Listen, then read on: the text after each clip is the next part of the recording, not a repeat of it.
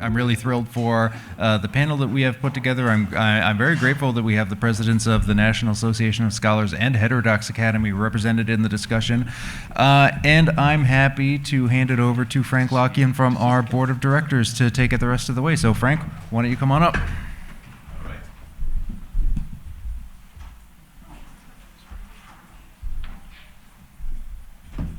Don't leave, John.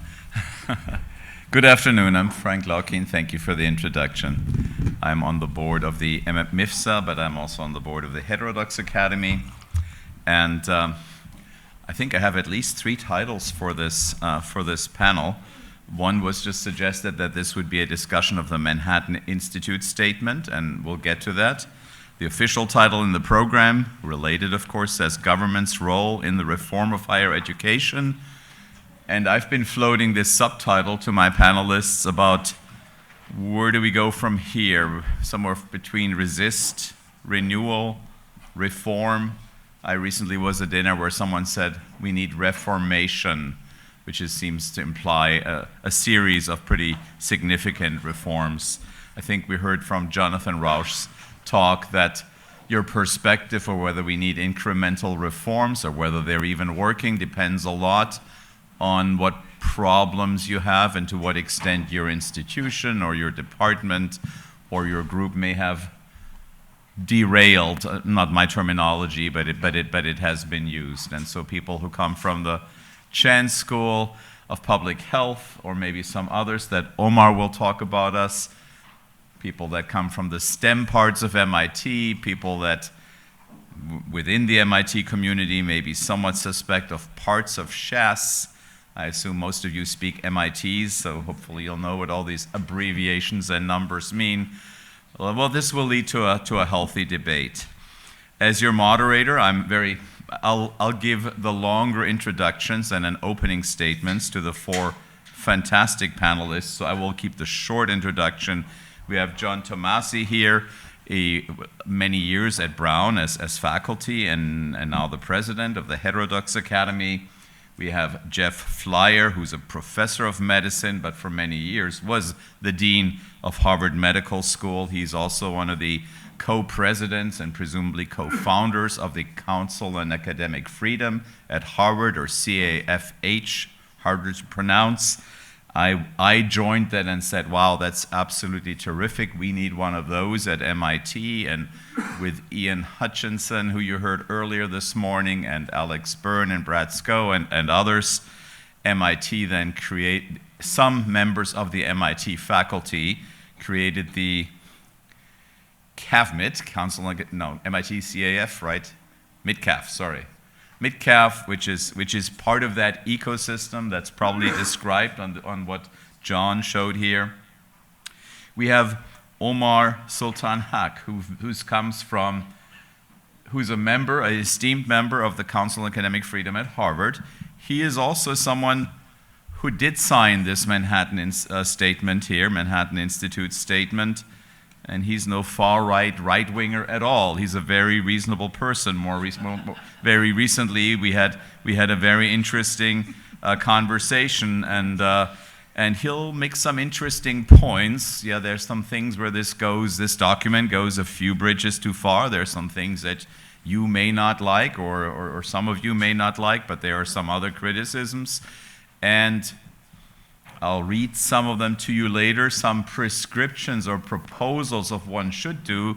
They don't look so different than what Jonathan put up in his keynote address. The key is who gets to make those changes. Is it from within? Is it the university? Is it the broader ecosystem? Is it the people? That sounds pretty innocuous. Or is it the president? And which president, by the way? Trump or Biden or Obama? So that makes a big difference and changes our perspective.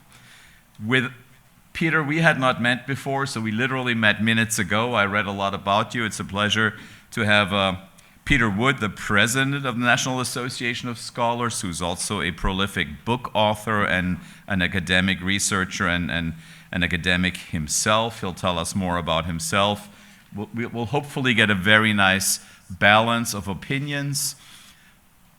My hope that I mentioned to each of you individually is that we don't just try to score points and see who comes out the winner, or maybe we all have, already certain perceptions, and the perceptions will shape who we think wins the argument or is more right than the others.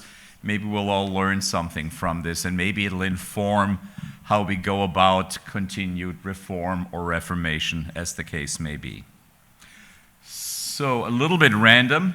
I think I'll start with Jeff. Jeff, would you introduce yourself and give us your opening view and opening statements? And I understand you're going to do this without slides, and then we'll mix things up a little bit. Okay, well, thank you, Frank, and thank you all for being here. Pleasure to give you said about a 3-minute opening statement, so that's what I'll do, and I made some notes, so I'd stick to 3 minutes. So who am I? I'm a physician scientist, long career at Harvard Medical School, 30 years doing metabolic research, and increasingly took on some leadership roles, and then became the dean of Harvard Medical School. I did that for 9 years. It's already been 9 years since I went into my post-dean life. Apart from medicine, I've had a long interest in philosophy and politics. I'm a political independent with a roots, let's say, in classical liberalism.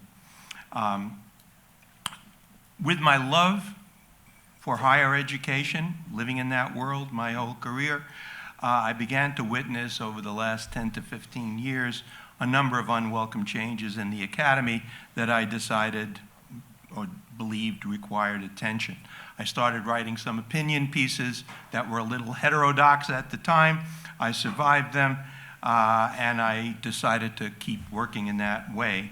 In 2016, I joined the board of Heterodox Academy, and since September 1st, I chair that board.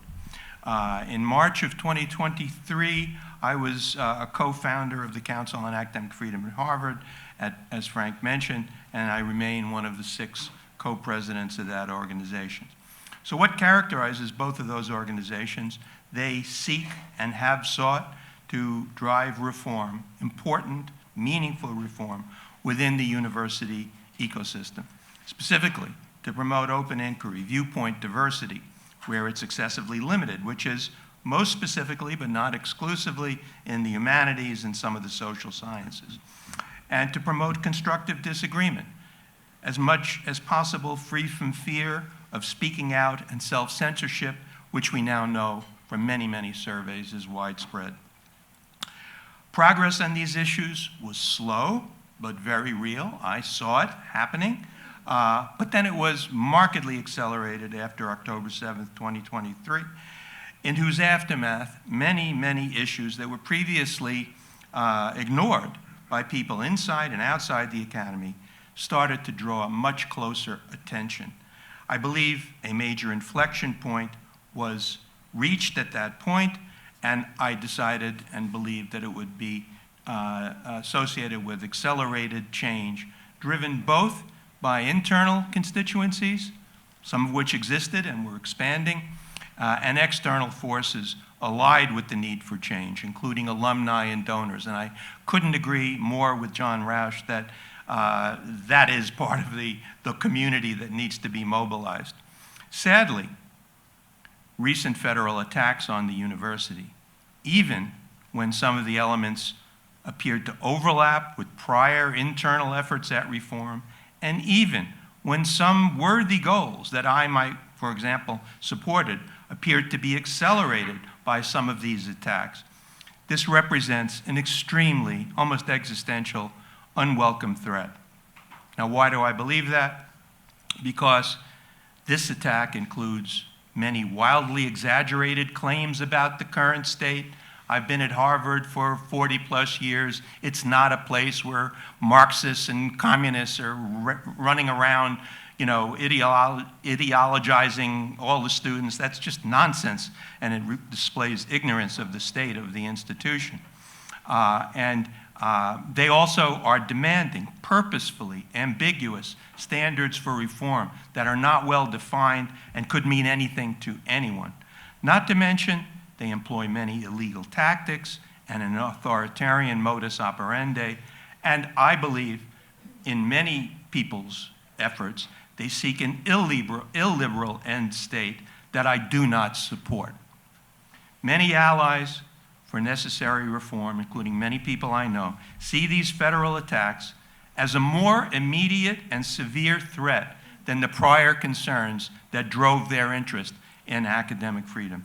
And this undermines the real path to enduring progress, which I think we all would like to see. So I'll stop there and turn it to someone else. All right, I think I'll take the two gentlemen with slides last and would ask Peter Wood to give us his perspective. And Peter, a little bit of a longer introduction than I gave you because we haven't met before, with apologies. Okay. Well, I'm Peter Wood. I'm an anthropologist and former associate provost and president's chief of staff at Boston University. So I lived here for 25 years. I was then provost of the King's College in New York City, a small Christian college. Currently, I'm president of the National Association of Scholars, where I have served for the last 18 years. NAS was founded in 1987, and a little bit of background on that organization is necessary for what else I have to say. It was founded specifically to reform the university for reasoned scholarship in a free society, as we then said.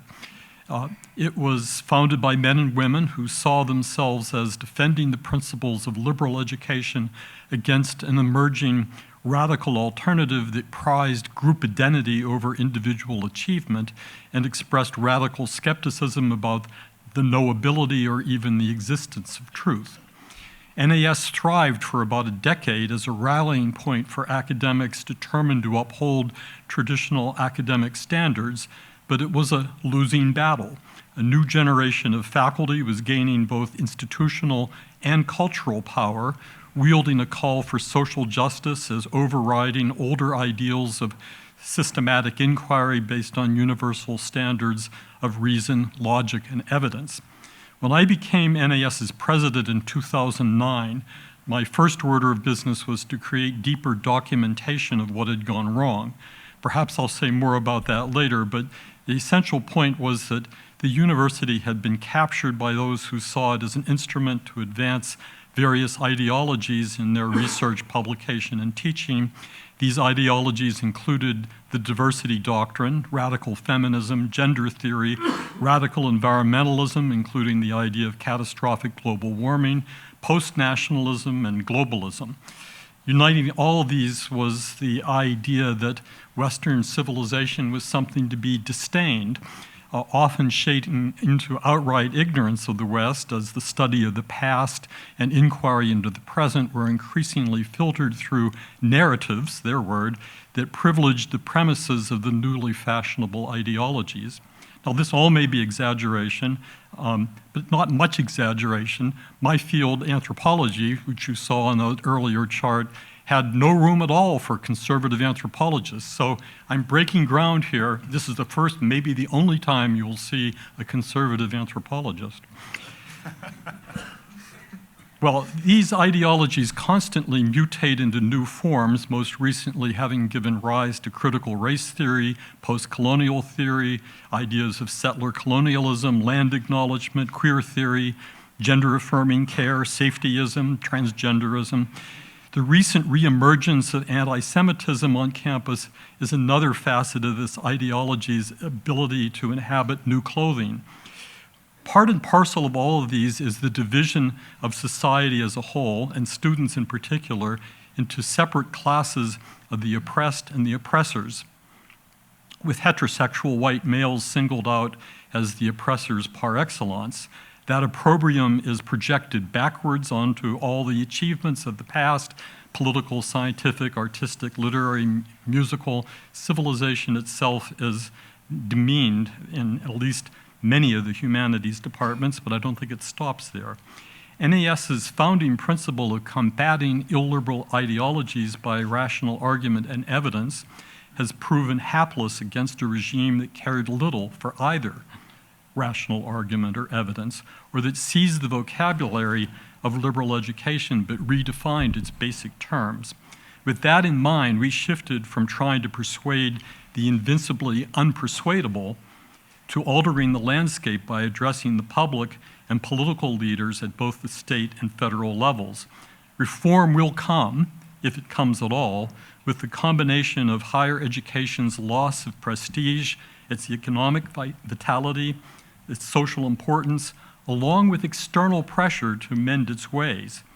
For reform to be viable, however, it will entail another generational turnover in which most of the existing faculty, imbued as they are with the cultural assumptions, even unknowingly, of the anti-Western left, will be replaced by a generation that seeks to restore some version of the old regime, represented in National Association of Scholars' mission as upholding the standards of liberal arts education that fosters intellectual freedom, searches for the truth, and promotes virtuous citizenship.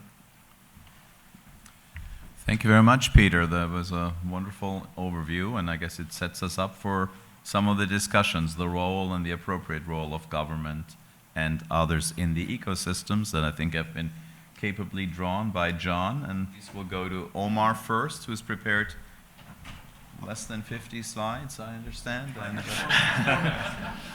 Omar, tell us also about your experiences and you coming from maybe, I know Jeff is at Harvard, I'm a visiting scholar there, and you're at Harvard. When you're at Harvard, it really doesn't mean very much. You're at a certain school, and these schools can be very, very different, whether you're at the Divinity School or the Kennedy School or the Faculty of Arts and Sciences, the medical school, maybe the business school, the list goes on. You actually experience a very different animal. You've had experiences some of the most interesting animals in the Harvard Zoo. Thank you. It's good to be amongst friends and colleagues and mentors. And Jeff's name is on my diploma, and I was a TA for John. So but I'm going to still try to give a good argument as representative for the other side. So I think everyone here has a sense that something's wrong with academia. The question is, how bad is it? And I want you to think about that question. And I'm going to do this under 4 minutes. So hang with me, okay? It might be a little fast. If you found out academics just forgot to put their expense reports in, there would be no problem. But then if you found out on the other extreme, all academics are doing is torturing cats all day, then the federal government has a right to come in and change everything, close all the universities down, right? So obviously something in the middle is the truth. So ask yourself, what is the reality? Is it exaggerated? Is it minimized? So my view is that there's a problem. This is confidence in higher education. You saw Jonathan Rauch give you similar data on this. This slide is just a bunch of data points to help you frame the discussion. It's dropped a lot in the last 12 years. My view is that elite universities have become self-destructive. They no longer prioritize the pursuit of truth, especially in the sciences and social sciences and humanities, especially when the truth is offensive. And systematically, this has been happening for decades. And they have been violating civil rights law for decades and decades. They're in denial of this. They have faculty lounge Stockholm syndrome. They've been in the university for 50 years, and they're kind of like in love with their oppressors. They're hostile to academic freedom. They overlook discrimination routinely. They're incapable of fixing themselves, according to data from the last 10 years.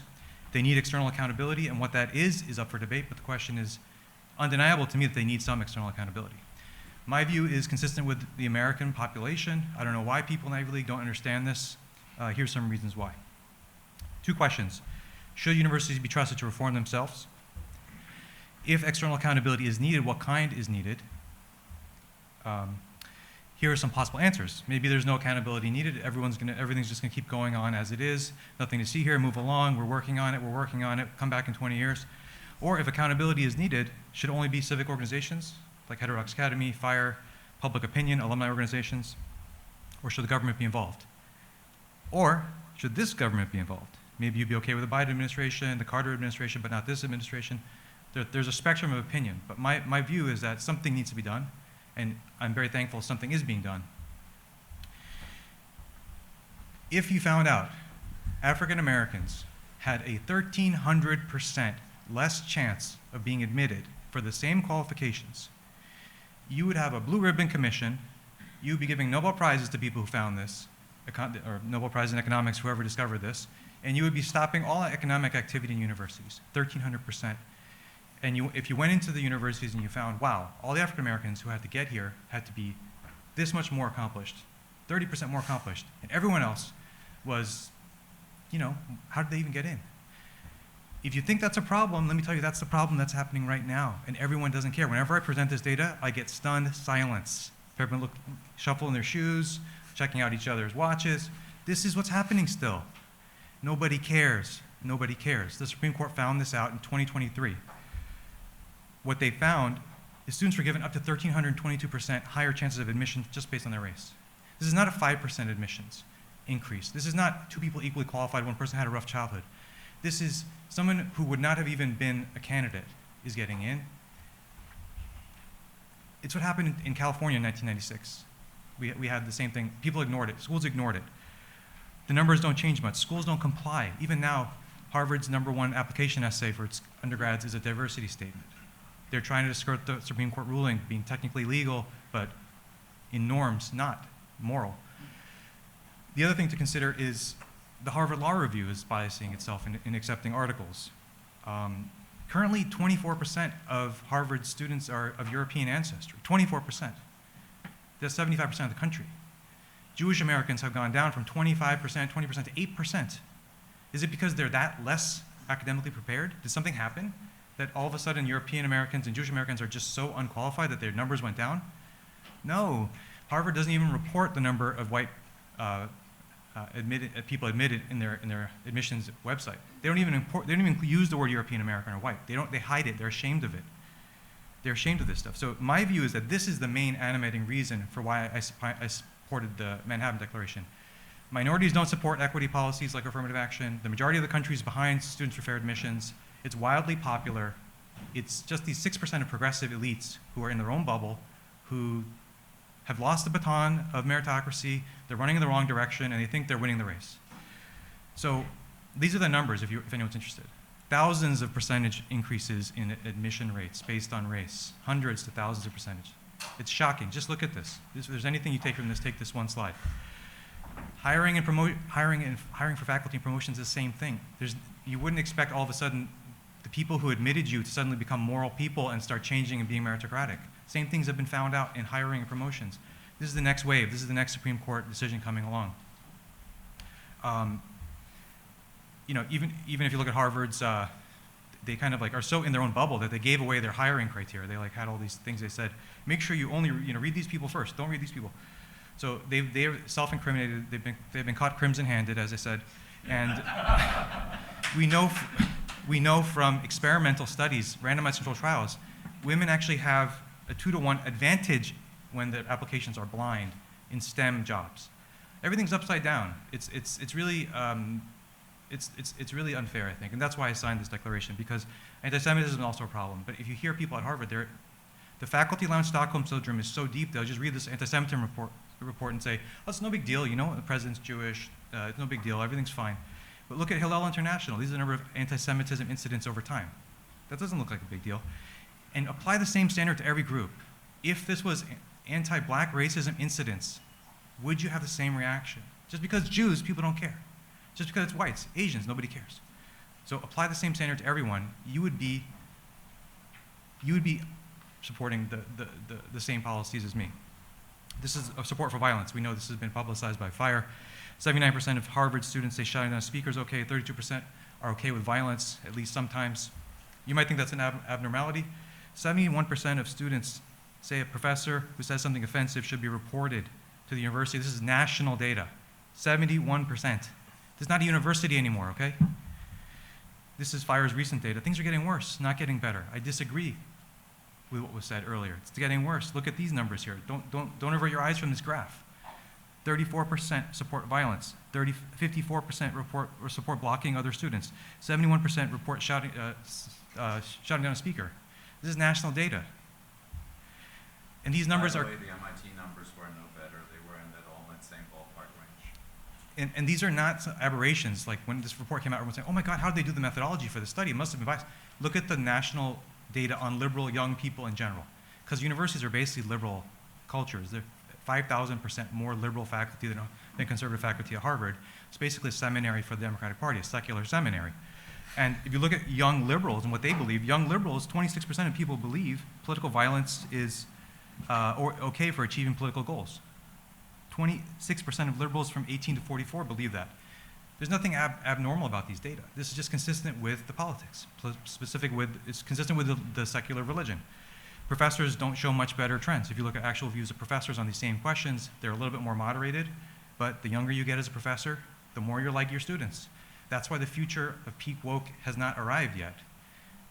Things are going to keep getting worse because the younger generations are less supportive of free speech, they're more intolerant, they're more supportive of violence. The government acting now is the only thing that would change things. Internal reform would never change these things. Professors show similar trends for dismissing, this is support for dismissing people who are speaking if you don't agree with them. Even the most older boomer liberals, 16% of them support this kind of stuff. 1 out of 7 of them. And of course, with younger generations, you're at 40%. This is the corruption of academic standards. Everyone gets an A. This professor at Harvard says, I feel like college has become almost anti-intellectual. A university should not be anti-intellectual. What's the point of having a university? We know this graph Jonathan Rauch showed, the ratio of left to right has gone wacky now. It's like, hundreds of percentage differences. We know when you analyze syllabi that, surprise, surprise, the mind of the author is represented in the syllabus that they create. The Open Syllabus Project with millions of syllabi has shown systematic biases in teaching. So I disagree profoundly with what Jeff said, that this is an exaggeration. Anyone who's worked in the humanities and social sciences knows it's not pockets. It's the whole field. This is what students say. 79% of students reflect the ideology of their teachers. They say that white supremacy, the ideology of white people as oppressors, non-white people, and people of certain groups have been oppressed. Do you support or oppose this ideology? 79% of young people who are 18 to 24 support that. 67%, okay, 30 seconds, let me just finish, 30 seconds. 67% of young people say that Jews as a class are oppressors and should be treated as oppressors. That's 67, that's 2/3 of your students. If you're Jewish, how would you like teaching in that environment? This is the American Sociology Association's annual meeting. Liberatory praxis, it's not the scientific study of society. And these are the questions that were in the Manhattan Statement, and this is the national support for those views. So the majority of Americans support the proposals in the Manhattan Institute Statement. Look at this graph. Ensure that universities provide a real forum for free speech. Require universities to advance truth over ideology. Enforce civil discourse on campus by suspending or expelling disruptive and violent students. Require universities to publish annual data on admissions, race, class rank, employment, financial outcomes. Require universities to follow the principle of colorblind equality. Prohibit universities from engaging in political activism as institutions. If you receive public funding, should you be enforced on these norms? The majority of Americans say yes. Why do people in elite schools not understand this? Thank you.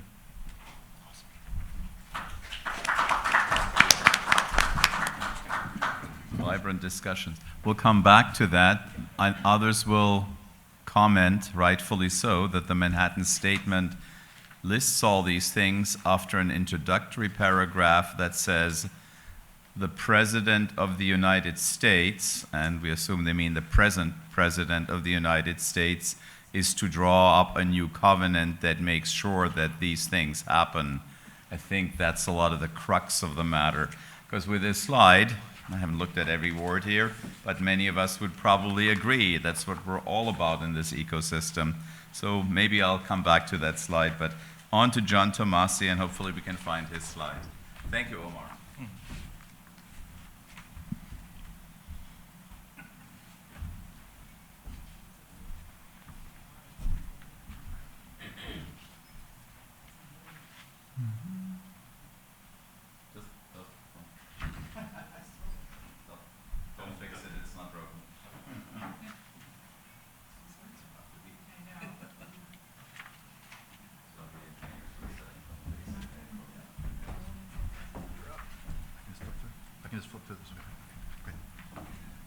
Hi, I'm John Tomasi from Heterodox Academy.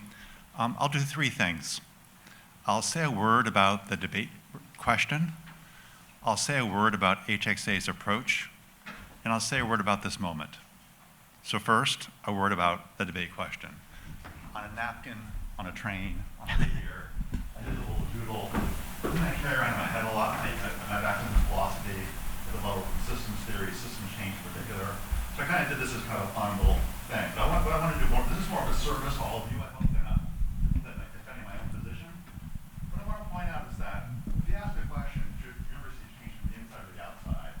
it's really useful to recognize that the agentic, have an agentic map. Who's doing what, who's where, what are they doing? What's the character of them? What's the character of their relationship with one another? And the agentic map that I'm going to quickly sketch is most importantly dynamic, super dynamic. It's dynamic in a couple of different ways. For one thing, the dispositions that the various agents have regarding open inquiry, some are for, some are against open inquiry, some are passive, let's say, but people can move along that continuum dynamically.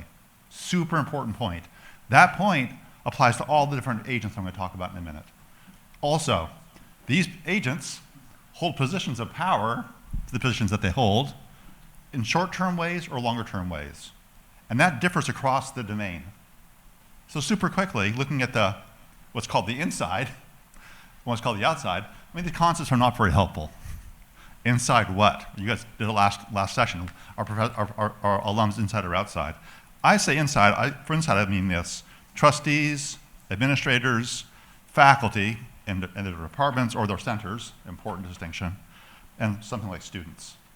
I put on outside, I have government, the executive branch, legislative branch, judicial branch, all very different groups, by the way, right? Different kind of agents. They can be left or right, Democrats or Republicans, another variable we have to deal with. There's also, adjacent to them, accreditors, accrediting agencies which play a role in what I'm calling governmental. There's also on the outside, donors. Donors can mean foreign governments. They can be foundations. They can be alums and parents. I think of this outside group as being also unhelpful to talk about outside because if you disaggregate, you see there's some are using coercive methods, state power. Others are using non-coercive methods, giving money or not giving money. So you take these two things I put up here, and it applies to each one of these categories. That just shows you the scope of the problem, how hard it is. That's point one. Point two, more quickly.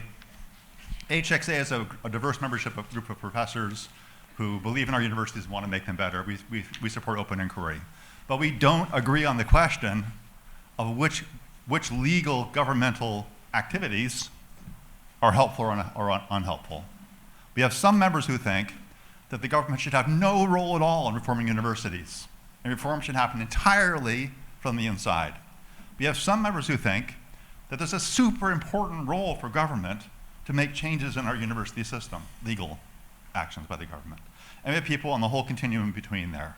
What holds HXA together is our common belief that at some point along the system change progression, if you want long-term cultural change to stick, there's an important role for insiders, especially one of the groups that has the longest term power holding positions, which is professors. Professors or judges, by the way, are kind of the two big groups that stay around a long time, but professors have a special role. So HXA just believes, the position we hold is that it's a necessary condition of long-term cultural change at universities that you have insiders working.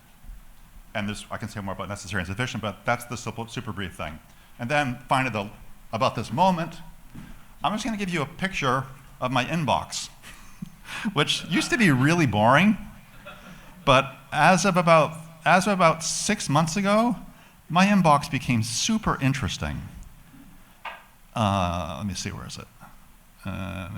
Whose slides are these? Oh, someone made these slides for me. I don't know what this means. Where is it? Where's my inbox? Oops. Sorry, 1 second.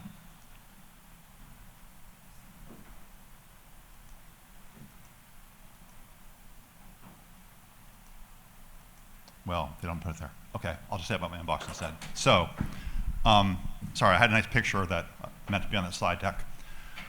So my inbox changed with Trump's inauguration. I started, for years, HXA tried to get presidents to listen to us. We tried to convince them from the outside to do the things that we wanted them to do, to prioritize truth-seeking and knowledge-seeking instead of social justice. We didn't get a hearing from them, or hardly at all.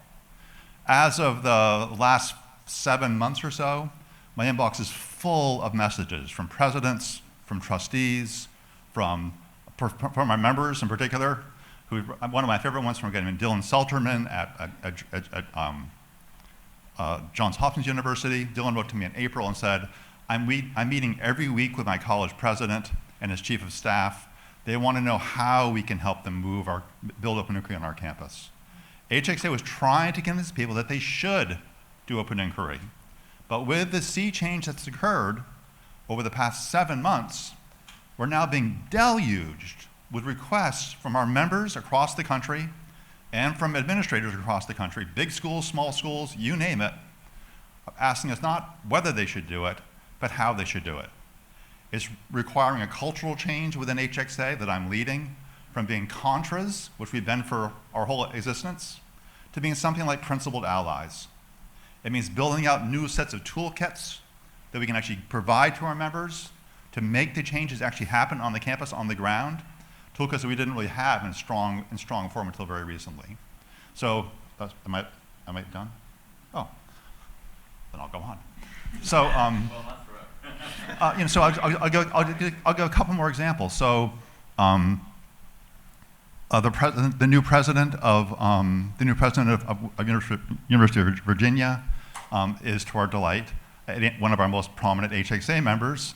He chose as his chief of staff another HXA member.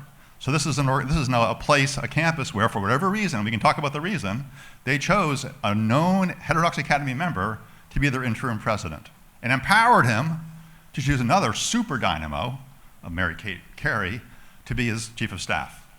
At Cornell, one of my favorite email chains, at Cornell, this woman named Phoebe Senger, a prominent psychologist, and Phoebe is the co-chair of a university-wide committee that's setting up a strategic plan for Cornell for the next 15 years. It includes AI, a whole bunch of different features, 4 different features. I meet with Phoebe, my team and I meet with Phoebe every Friday, because her committee, which she co-chairs, meets every Wednesday, and on Monday morning, she, as a chairperson, can send out readings to the group for that week's meeting. So we meet with her to give, and one of the components that they're working on, they're charged to work on, is how to build a culture of open inquiry at Cornell. And we're giving her materials that pop up organically in the committee discussions because of our conversations with her. I could go on with more examples of this. There are accrediting agencies, a couple of big ones who have HXA members on their staffs who are reaching out to us about how do we build in open inquiry and viewpoint diversity as standards within accreditation of some of these new rival accrediting agencies. We also have, our favorite problem at HXA is viewpoint diversity. I have a book coming out on this in January, a collection of it's called Viewpoint Diversity, What It Is. It's not easy to say what it is, by the way. What it is, why we need it, and how to get it. And the number one question we get from presidents is, how do you get viewpoint diversity? I'll close by just mentioning a couple cases you may be following that we're very involved in at UNC and Chapel Hill and at WashU, places where we're very involved with the administration. We have a lot of big membership groups there. There are active efforts going on in different ways to hire professors who ordinarily would not have gotten through the screen that Omar correctly points out as existing. And they're trying to hire for viewpoint diversity, and there's huge backlash going on, as you can imagine, because they're doing things in awkward ways and they're kind of fumbling around with it. And our members are on that campus, both those campuses, actively talking with us, actively trying to move it through. So, is inside and outside are dynamic systems, super complicated if you're serious about it, to see what the various pieces are. There is HXA cares about, and it's committed only to this principle, that there's a necessary role for internal agents. We disagree on the bigger question about how much legal government power you need. And this moment is a remarkable one. It's a generational moment. It's going to last, I'm not sure how long. We're saying 3 years. We've got this chance to try to make some real change happen from the inside. And that's what HXA is doing. All right. Thank you for these opening statements. I think we can already say that we've assembled a very heterodox set of views here on this panel, which is good, which is healthy, as we all agree. Yes, that's your note. Maybe some quick questions, or quick question and request for quick answers, maybe 30 seconds or less, because we want to have 1 or 2 or 3 that I've lined up, and then I'm going to pass things over to the audience. So, quick question. at the moment is the academic reform that we've all had things on our list here at MIT, and I know Harvard has a long list and different departments have long lists. Is it presently being accelerated or impeded by government pressure? I'll say one word about that. How about we'll give you a breather and we'll jump to the end to Peter for no particular reason.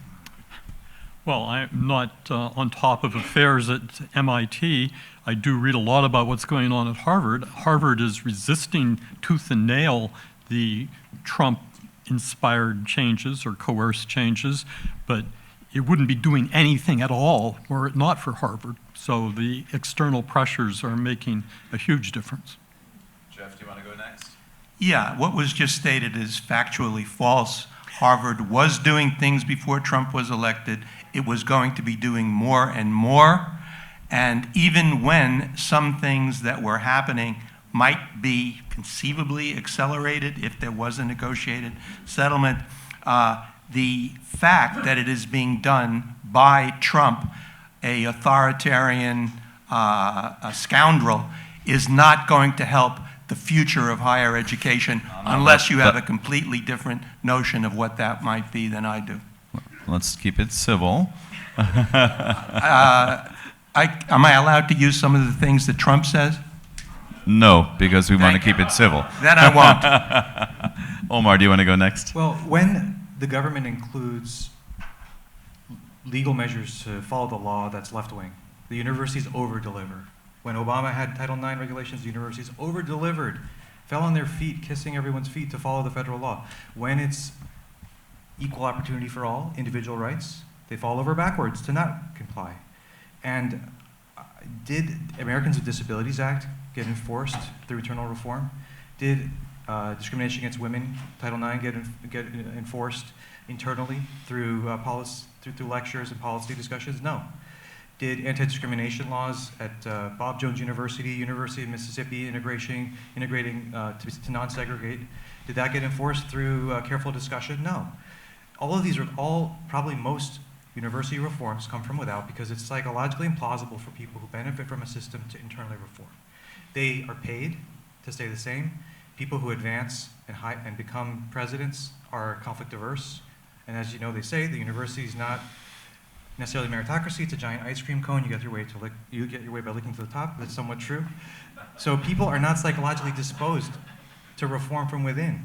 No. And there's no agreed upon mechanism for reform. So people who say things are going great, just trust us, give us another 10 years, identify a mechanism by which you're reforming and identify criteria by which we will be held accountable. Very hard to find. We'll come back to that in the next questions. John, you had a quick reply to this question as well. Yeah, I would just Is it easier or harder with the pressure? I would just emphasize that universities are enormously complex organizational systems. So unintended consequences are the name of the game within a university system. I have a quotation on my phone that I won't read to you, but it's from Herbert Spencer, Social Statics. And in Social Statics, Herbert Spencer says, what's it like to try to have a direct government action improve something in a society, another complex organization? And Spencer's analogy is, it's like taking a pan with a dent in it, and you say, we're just going to hammer down that one cockle and make it flat. If you hammer that cockle down, you went too far and now bent the other way, so you go to the side, flip it over, hit it again the other way, and you create another ripple someplace else.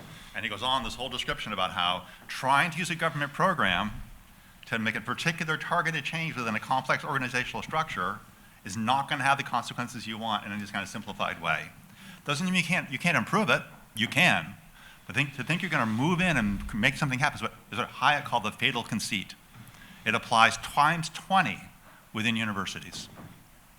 Can I just reply to that? Please. DEI has been inhibited more in 12 months than it has in 12 years of protest, exposure, shame, data.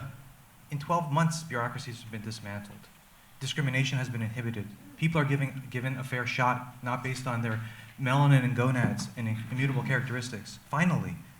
And that's anti-discrimination enforcement of the law. That's enforcing civil rights law, just like sending in troops to the University of Mississippi to desegregate. It's no different. So again, I think one of the arguments that will be made, rightfully so, there's a lot of that was in motion before this new administration came in and clearly picked a fight. I've seen it at MIT, a personal statement. I came back to MIT in a visiting committee of one of the departments in the School of Science, and maybe not unlike Kevin, who showed up on the Alumni Association. I was this guy 4 years ago in the visiting committee asking questions. Well, is everybody here for DEI? Okay, this department now has a DEI administrator shared with one other department. And DEI administrators are sitting in every discussion. Apparently, I learned they're in every faculty hiring. They're often a screen on that. And then I was very much involved and sat there how we, the visiting committee, it wasn't me speaking, it was me listening and learning, very clearly committed reverse discrimination, because we said, this department doesn't have enough underrepresented minority. The next hire will be an underrepresented minority. You have the choice of 2 or 3, and those were for, I understood the reasons to make up for past wrongs, for underrepresentation and all of that, but I also knew, oh wow, if you're Asian, if you're white, if you're Jewish, if you're male and heterosexual or so, that, you're being reverse discriminated. That language wasn't used. It has been used ever since the Supreme Court ruled on the Harvard admissions practices. It is being used more now. I've seen tremendous progress with this ecosystem changing. MFSA, HAFs at Harvard. Council on Academic Freedom. You introduced me to the Heterodox Academy. I learned about NAS, I learned about AFA, ACTA, etc. It's quite an ecosystem. It's very encouraging. We had good discussions this morning about how things have significantly improved in the last 3-4 years at the corporation, among faculty, with MIT CAF, with a new leader, after all, picked by the corporation, and with this growing ecosystem that at least has soft power of influence. That brings me to my next question. Soft power of influence, the power of persuasion, you could cynically say it's pushing a rope, right? People in power that are entrenched, that perhaps have been ideologically captured, I don't think it's the university, but maybe certain parts of the university, they don't react to encouragement and persuasion. So what's real power? The government has real power, power of the purse, I give you NIH grants or I don't. Power of having a Department of Justice and a Department of Education that can do all sorts of investigations, perhaps maliciously, perhaps for good reasons, perhaps a mixture of the two. Fire, we haven't discussed fire a whole lot. Love to hear some opinions on fire. Fire is using not just persuasion, but litigation, and if University XY loses in court, they have to reinstate that faculty that they kicked out or canceled or whatever it may be. So fire has real power. And one thing, me coming from the corporate world, I'm just amazed how bad corporate and corporation and trustee governance is in correcting anything in this nonprofit, in the academic world, how slow-moving that is. They are encouraging trends, there are examples. But if I'm a big fan of governance reform, and I don't think the highest part of the governance really is the corporation, is the board of trustees. And I think at some universities it does, first of all, they're opaque. That probably includes MIT as well. Good reasons were mentioned for that. They're working behind the scenes. Second of all, they're self-propagating. You don't want something that goes with the wind like a flag, but on the other hand, you don't want something that's unresponsive. And finally, in some universities, I don't think that MIT is necessarily on that list. There is this collegiate, I forget the terminology, and it wasn't my term. Collegiate neglect, but there's a more clever term that I heard. Can you comment on soft power and persuasion from within and being well-meaning brokers advising presidents of universities, you making recommendations to the dean of the School of Medicine, versus the advocates of, no, we need real power, we need the government to help us shape, or fire, or with litigation, or those that maybe, really can change the governance and the boards of trustees. Who wants, Jeff, you want to go? Yeah, what I'd like to do is make a comment that would try to actually engage better with the folks on my left and arguments that they've made, because it's quite clear that there's a huge overlap between the things that I've been fighting for, and many others like me, for reform, things that were problematic along all the dimensions that you talked about and Omar talked about, and yet we see a threat from the approach that's being taken. Not because we should not entertain external advice or pressure, or even where appropriate, civil rights law, adjudication. Those are all appropriate things. The universities are members of society. They live in a society that has a constitution, that has state, federal, and local laws and regulations, and it is not immune to those because of something called academic freedom. But there is a borderline where that can be transgressed. And what I would say is, I recognize that this Manhattan statement that the two folks at my left signed, they did it because they felt, as Omar said, that they thought this was a necessary path to get the reforms that many of which he and I would agree with, maybe not all, but many. But I will just read, because I could not say it better than what was said by Walter Olson, about 4 sentences here. So he said, what stands out from that statement and their endorsement of the President of the United States determining on every domain what is allowable in universities or not, what he said was, what stands out is by whom and by what means the manifesto proposes to impose change. You cannot ignore that. By dictation from the central government in Washington, employing force and ultimatum, devoid of any enactment of objective rules, defining what university obligations in fact are. This would result in utter centralization of peremptory power over academia in the person of a single man, President Trump. And it's utterly unthinkable that the signers would propose handing such boundless power to a liberal or democratic occupant of the White House.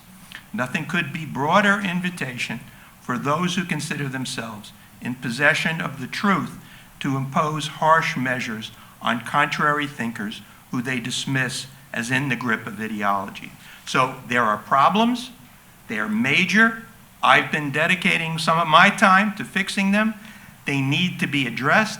They need to be addressed in systematic ways, including changes in governance, including internal and external influences, but not by subjecting to Donald Trump as an autocratic determinant of what can be done in universities. I literally cannot believe that the gentleman on my left would say that that is an okay outcome. But So maybe I'm what wrong. I want to know is how is the objection to Trump himself or the obligations of the office of the president? The objection is two things. One is the person who is in fact the one deciding when he wakes up every day what to do or what not to do is an untrustworthy, low integrity, dishonest individual. Okay, so you're okay with government power. No, what I'm okay with is government power that is followed by the rules of law of the United States. When there is an objection to something, for example, under Title IX, which I agree that there were many aspects that the university should have objected to that they did not when they were put forward in the Dear Colleague letters. But even under the Title IX, when there was the threat, for example, of stopping grants, there was a procedure to be followed. You didn't just stop the grants. You were supposed to say, this is the problem under Title IX, you specify it, and then you get a response, and then this is adjudicated in the legal system of the United States of America.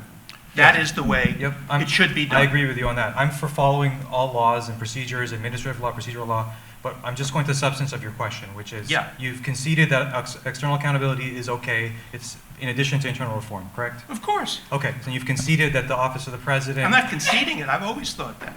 But my understanding is that you were internal reform only originally. No. Okay, well, at least we have I agreement. was focusing We're on making internal some reform. progress. You It, have to ta- agree. it No, takes I've never it takes thought both that. elements No, to of get course to not. more These are- reform. So we've moved past These the- are not I want to take a couple of monasteries. audience questions and then maybe let John and Peter do the next round here. Wow. How about the lady Well, I in the think we were in the back? middle. Yeah, we were just in the middle of something. So we Yeah, but I'm just gonna interject for a moment. I want to make sure we get other people in, and we're running out of time. I think, with all due respect, I won't be able to do right, so I'll do as little harm as possible. Let's take a few questions. The lady in the back, please. Thank you. I hope everybody can hear me. If you could take the microphone, it would be even better.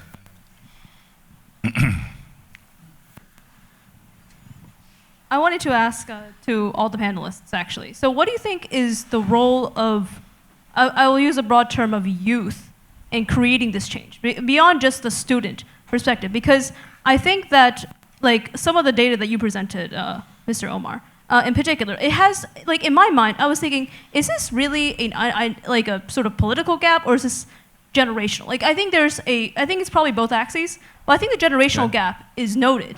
And so I wanted to ask, knowing that the composition of the United States government is overwhelmingly not my age, or not even the median age of the United States, what you think that particular, nexus is. Okay, good.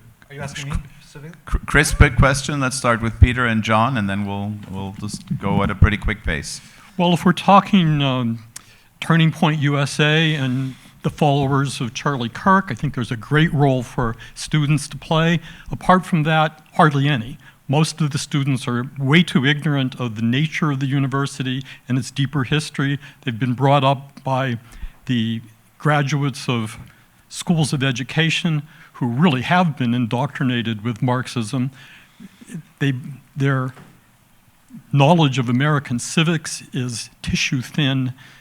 When they get to college, and I know this from my 4,000 some members, you deal with students whose understanding of not just the university, but the country as a whole is too thin. To expect youth to be able to play a major role in reform, I think, is delusional. Except for the youth that agree with you. John, keep going. Yeah. One of the magical things about the university is that young people have a capacity to care. And that capacity to care can be used in very positive ways or negative ways. At a number of universities, Vanderbilt stands out, University of Denver is another one, Wash U too, I would say, Dartmouth as well now, I think. They're tapping into the idealism of young people to advocate for open inquiry, to talk to them and show them the idea about the adventure of learning from people who don't think like you. If we can tap that source, is potentially very significant. Let's take another question, which we'll give to Omar and Jeff. Yes, sir. Would you again quickly say who you are? Yeah. My name is Hisham. I'm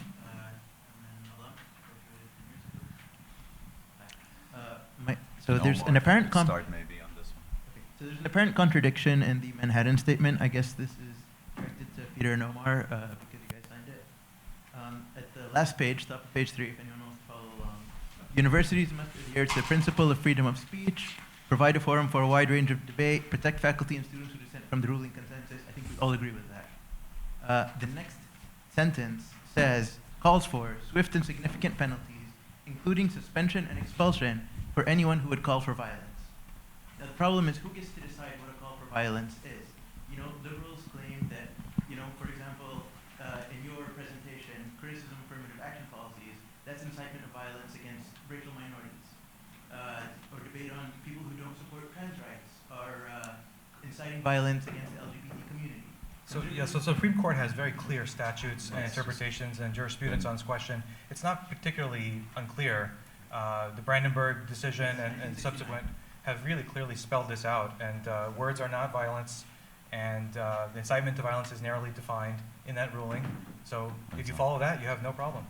So do both of you agree with the Supreme Court definition, that framework, the Brandenburg framework, the call for violence? Yes. Yes, Okay. absolutely. I would Okay. too. Yeah, I would. I do too. Next question. I think you had.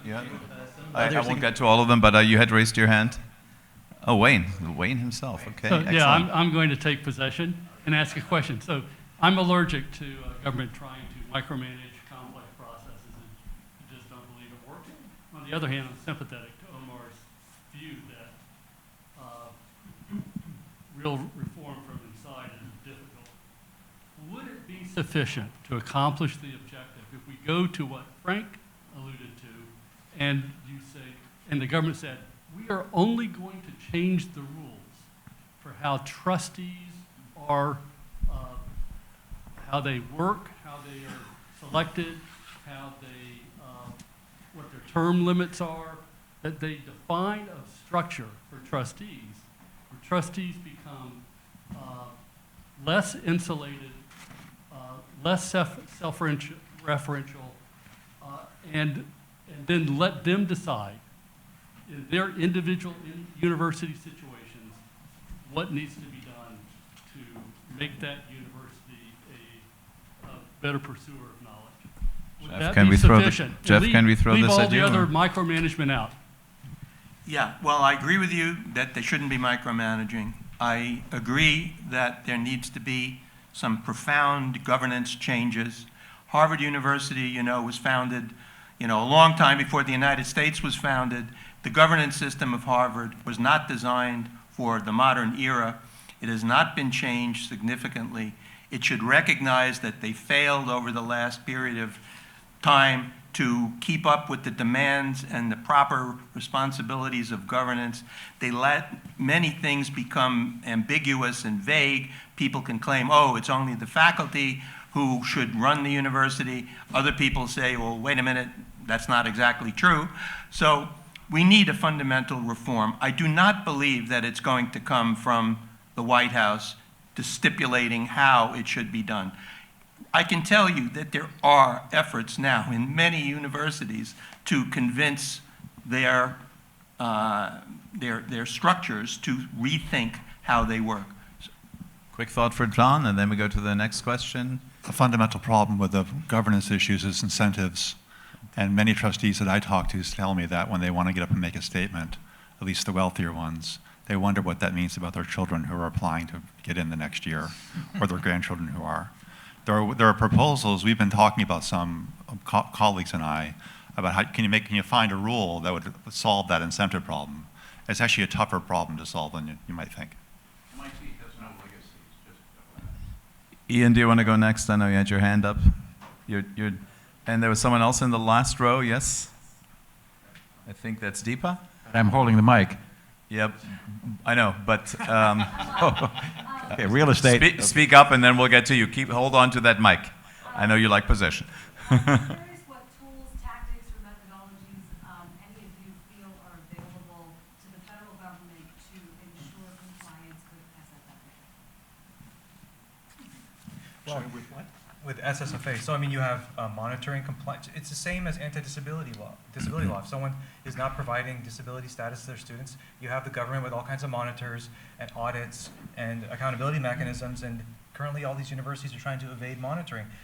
Let me remind you, Hillsdale College stopped taking government money without even being accused of any wrongdoing. They just didn't want to be monitored. Harvard has endless evidence of illegal activity in faculty hiring, student admissions, and they're still protesting, being monitored, audited. They think it's authoritarian for the government to be monitoring us. Like, you've been caught crimson-handed, you need to be monitored.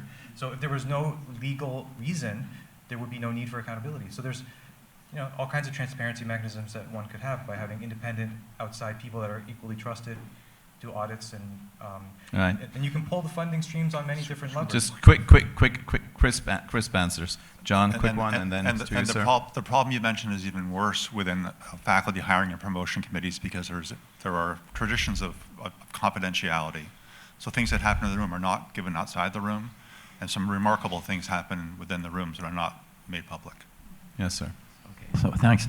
And then, I would like to follow Wayne because he articulates things so brilliantly and sets the groundwork. So I agree. I'm usually not a fan of government interfering. However, interesting part is that in each of your three discussions or openings, implicitly and indirectly, you show the role of the government. Your inbox shows the result of the last 6 months, where all of a sudden it went from nothing to all these universities wanting to change, right?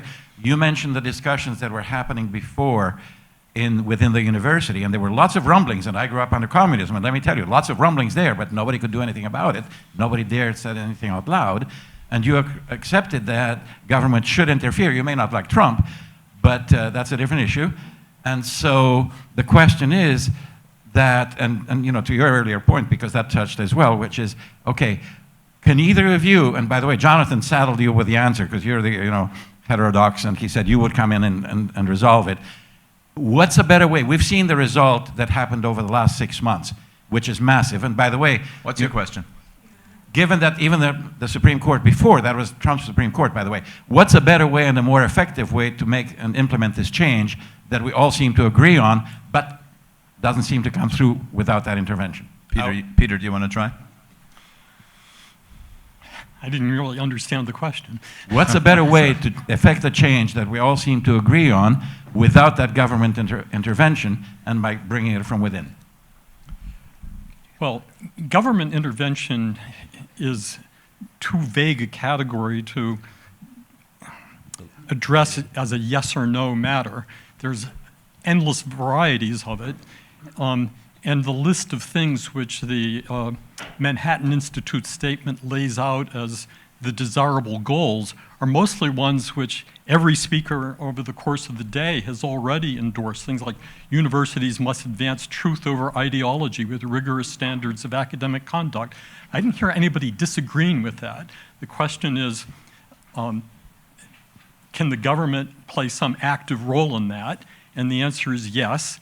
The instrument which the government has mostly to do anything at all is the power of the purse strings, and that in turn breaks down into, I have my own little list here of about 30 separate things where the government can threaten or withhold funding, which would get results.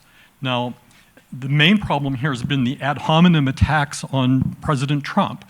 A lot of people don't like him. I do like him. And I think that he has been a reliable player in this field.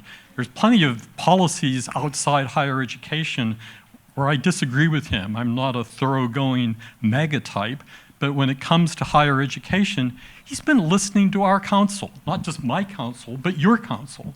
And because he's listening, which we all agree is a supreme virtue in these discussions, he's listening to the right sorts of actions to be taken. If you break down the Manhattan Institute list, I think you'd have a hard time finding things on there which you would not want to have happen. The question is how to make them happen. I'm perfectly happy if Heterodox Academy can stir up a groundswell of support for making those changes via its contacts across the country. I've spent the last 18 years trying to do that too. I've had doors slammed in my face. I've been hooted off campus. I've had crowds of people threatening me with college presidents present and doing absolutely nothing to stop it. I'm used to how higher education actually works. It's ugly. It may not be ugly all the time at MIT or Harvard, but go across the country from campus to campus, you will find college presidents are not afraid of the mob, they're part of the mob. So. Yes. Thank you. We have 2 more questions. Quick addition? Yes, so basically, I agree with that, and administrators are toothless in the sense that they can't enforce a heterodox person who comes to them and says something. They just say, oh, that's interesting, let's just wait you out until you stop complaining. And so, does anyone really think Title IX would have been enforced for biological women competing with girls if it wasn't for government involvement? Does anyone really believe? That's been people complaining about that for 15 years. Right. No changes happened. No endocrinologists and doctors came to protest sex change operations at Boston Children's Hospital. In fact, the opposite. They tried to call everyone who protests isms and phobic people, and these things have never changed historically without external incentives. So I've spent the lady with the microphone. Yeah. I've spent the last. Remind us who you are. Oh, Kathleen Scalma. I spent the last 20 years representing the energy industry from government regulation. So I have sympathy for the comment that government and policy is a blunt instrument on a complex system such as a university. But I also, it's a little rich because the university comes up with lots of ways to regulate my industry. So it's not that its turnabout is fair play, but sometimes regulation is necessary. And I'm wondering how policy for industry and how we conduct our economy is any different than how a university is a complex system. And the question, Jeff, you go ahead, please. Just very brief. I fully agree that regulation is necessary. It's appropriate when it's appropriate, that universities are not blameless. They are guilty of many problems. The question is when, and this is the one that is kind of being eluded in a way, when the person claiming to have the responsibility for judging what is good and bad, what is true or false, is Donald Trump. Not to be ad hominem, I'm just putting it forward. If you believe that he is the right person to be driving that bus, that's what you believe, and that's what I disagree with. But that was also true for Carter, JFK, Obama. So I completely opposed these things when they were being done by Carter or... You would oppose desegregation of Mississippi? No, that's a different issue. But that was imposed top-down by the president. I'm saying there are many things that were done by Democratic presidents that I completely disagreed with, and that is not the question. The gentleman in the turquoise T-shirt, yes. So your diagram that said... And the last question then, lady in the front. Yeah. Your diagram that said outside made me think of people from the outside community. I'm supportive of Palestinians protesting in Lobby 7, nonviolently. But when you have, for example, anecdotally, the gay community blocking Mass Ave, and then joining, to me that's the most ridiculous thing, a gay community supporting Hamas.